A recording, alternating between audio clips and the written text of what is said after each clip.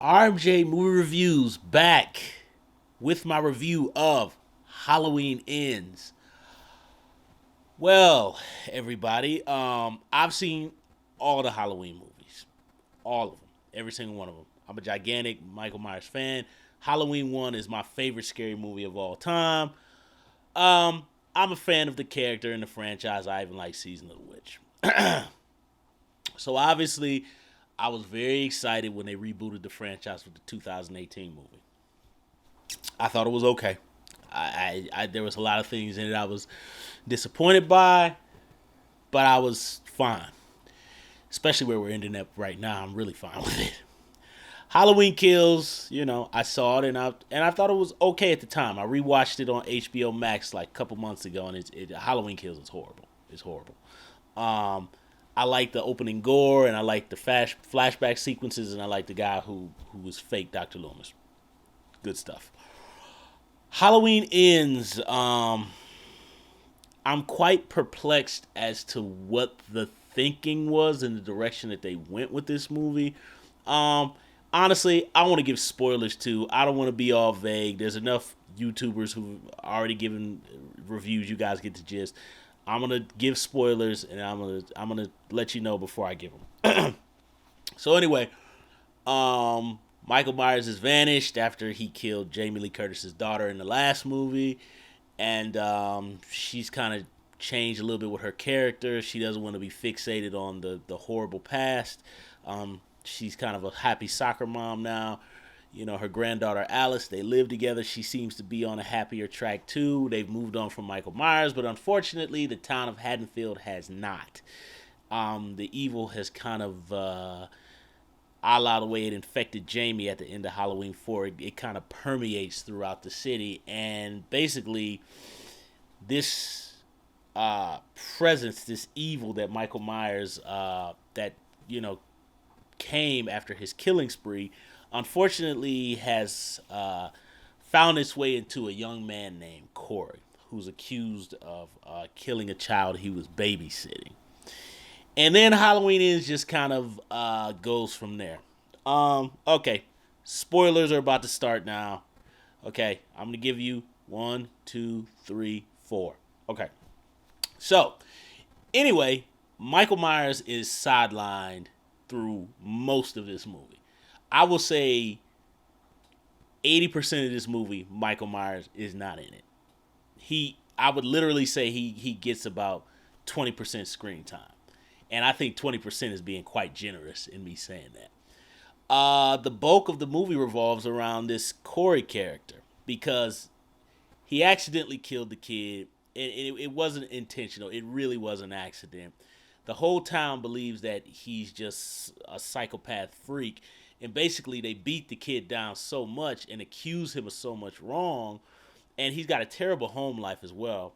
He's got a really weak father, and his mother is just like the mother from Carrie or Norma Bates from Psycho 4 the beginning. She just whack jobs. So this kid is all twisted up, and they're beating him up. And I can't lie, I actually feel sorry for the guy. I really do. And I think the way the actor played it, he played it very well. His descent into madness. But basically, the kid has an encounter with Michael Myers, who's been hiding out in the sewers, like disheveled and weak, literally. Like Michael Myers is just like, and he's just not like Michael Myers. That scene in every scene you see in the trailer are all the Michael Myers scenes. Yeah, if you ever notice, you keep looking at the previews, they keep showing the same shot. So anyway, Corey encounters Michael. His evil kind of leaks into Corey, and Corey goes on a killing spree. Basically, he basically just kind of decides that I'm trying to say, hey, I didn't do anything. I didn't do anything. Nobody's listening. So he's trying to prove his innocence and be good. It's not enough for everybody. So he decides to go in the opposite direction. And quite honestly, I think that's a pretty realistic thing to happen. I really think so. I do think that sometimes in life, people can become, and I don't want to segue too far away from Halloween ends, but I do believe that sometimes in life people can be so beaten down and just these rough unfortunate circumstances happen to them. And I do think there are cases when people make that decision that they're not going to go a positive route, they're going to go a negative route and start acting out in these really horrific ways. So I do think it's a pretty realistic turn, but I'm confused about why they sidelined Michael Myers and even Jamie Lee Curtis for a lot of the movie. I just didn't understand why so much of the movie focused on this Corey character, because really he's the main character in this movie.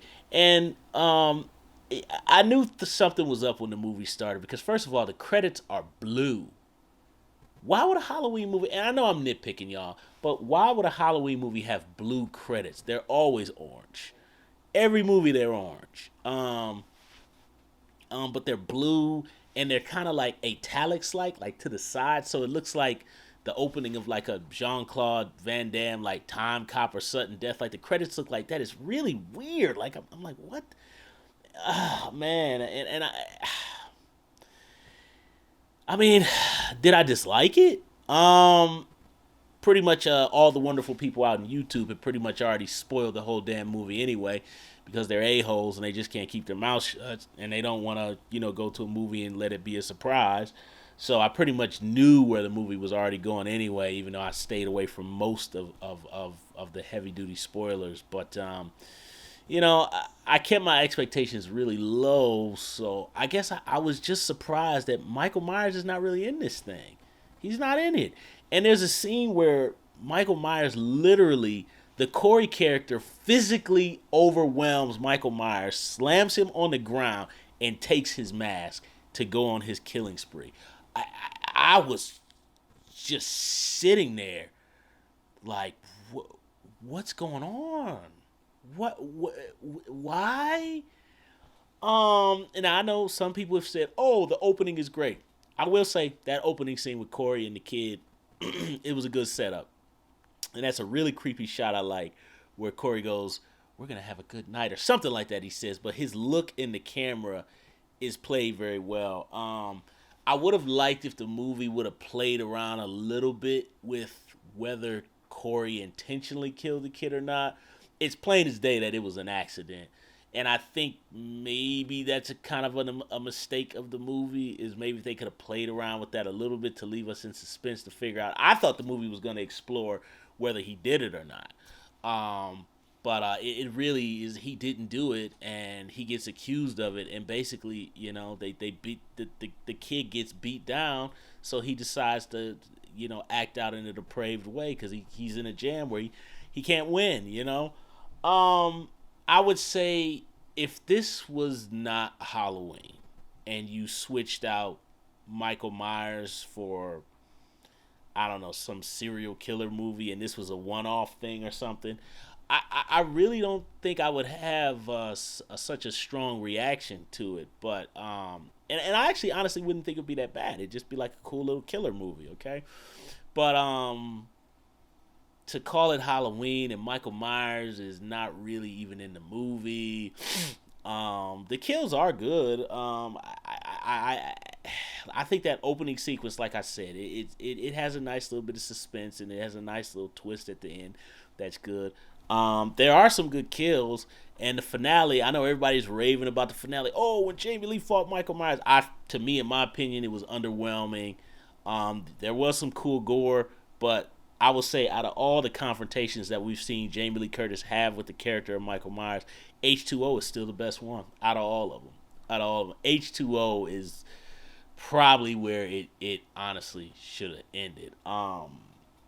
I was just perplexed that this movie just it's a fascinating idea, but I think had Michael Myers been more in the forefront and Corey was kind of more put to the side, but had him doing devilish deeds as Myers was doing the killing spree, then it might have worked a little bit better. But Jamie Lee Curtis gets sidelined, but the moment she's on film is very good. I mean, there's a good scene between her and Corey in the dead kid's house, the abandoned house where Corey sleeps, and that's pretty creepy in itself. I like that, but I do like Corey's kind of descent into madness. I think the guy plays the role very very well, and I liked him as an actor. I liked his performance. I thought he played the darkness and the trying to have the good emerge from him. I thought he played it very well.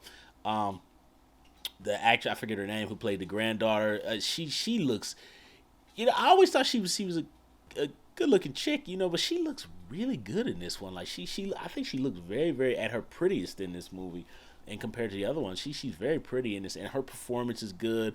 I heard somebody say they don't think those two had chemistry, Corey and Alice. I disagree. I thought that chemistry was very good, but why the movie why they chose to spend so much time on Corey and have Michael Myers just kind of weak and feeble in the sewer, and it was because look, Michael Myers he don't get no kills in this movie. Like he literally does two, But it's a confusing movie. I'm really perplexed at the direction they went, and I don't know. I don't really have anything else to say about it.